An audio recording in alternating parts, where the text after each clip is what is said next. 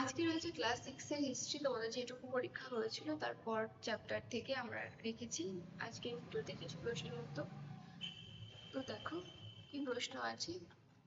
আজকে রয়েছে মোটামুটি তোমাদের 30টি প্রশ্ন, এগুলোই আজকে আলোচনা করব আমরা। তো দেখো, ফার্স্ট, বিদ শব্দের অর্থ কি? বিদ শব্দের অর্থ জ্ঞান। বৈদিক সাহিত্যকে কয় ভাগে ভাগ করা যায় ও কি কি? 4 ভাগে। সংহিতা, ব্রাহ্মণ, আরণ্যক এবং উপনিষদ, এই 4 ভাগে ভাগ করা যায়। সংহিতার কটি ভাগ কি কি? ঋক, সাম, যজু এবং অথর্ব। বৈদিক যুগের কয়টি ভাগ ও কি কি? বৈদিক যুগকে 2টি ভাগে ভাগ করা হয়, আদি বৈদিক যুগ এবং পরবর্তী বৈদিক যুগ। আবেস্তার শ্রেষ্ঠ দেবতা কি ছিলেন? অহুর। আদি বৈদিক যুগে ইতিহাস জানার একমাত্র উপাদান কোনটি? ঋগ্বেদ। সংহিতা কথার অর্থ কি? সংকলন করা। কোন বেদ গানের মতো করে গাওয়া হতো? সামবেদ গানের মতো করে গাওয়া হতো, একে সামগানও বলা হতো। কোন বেদ জাদুমন্ত্রের সংকলন? অথর্ববেদ। কোন বেদে বিভিন্ন আচার অনুষ্ঠানের মন্ত্র রয়েছে? যজুর্বেদে রয়েছে। বেদাঙ্গ কয়টি? বেদাঙ্গ 6টি। নেক্সট প্রশ্ন 11 নাম্বার, বেদাঙ্গ 6টি। প্রাচীন ভারতের উপমহাদেশে সবথেকে জনপ্রিয় মহাকাব্য কি ছিল?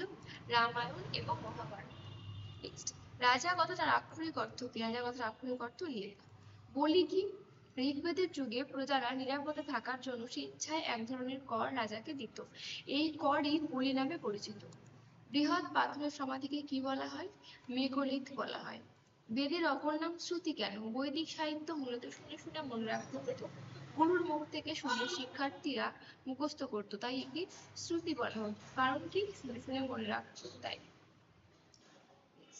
চতুরাষ্টমের 4টি পর্যায় কি কি? ব্রহ্মচর্য, গার্হস্থ্য, বানপ্রস্থ, সন্ন্যাস। গোত্র কাকে বলে? বৈদিক সমাজে গবাদি পশু রাখার জায়গাকে গোত্র বলা হতো। 19 নম্বর প্রশ্ন, ঋগ্বেদে কোন ভাষার প্রভাব লক্ষ্য করা যায়? ইন্দো ইরানি ভাষার প্রভাব লক্ষ্য করা যায়। আর্যরা ভারতের কোথায় প্রথম বসতি স্থাপন করে? সপ্ত সিন্ধু অঞ্চলে। একজন আর্য বালক গুরুগৃহে কত বছর শিক্ষা গ্রহণ করত? 12 বছর। ঋগ্বেদে বর্ণ বলতে কি বোঝাতো? গাত্র বর্ণ বা গায়ের রং বোঝাতো। বৈদিক সাহিত্যগুলোকে ঠিকমতো বোঝার জন্য কি রচনা হয়েছিল? বেদাঙ্গ রচনা হয়েছিল। রত্নীক কাদের বলা হতো? শাসনের কাজে যারা সাহায্য করতেন তাদের বলা হতো রত্নীক। বৈদিক যুগের শিক্ষা ব্যবস্থায় প্রধান কে ছিলেন? গুরু।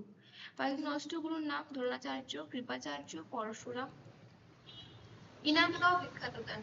মহারাষ্ট্রের পুনা জেলায় অবস্থিত ইনামগাঁও একটি প্রত্নক্ষেত্র তথা মেঘলিত কেন্দ্র।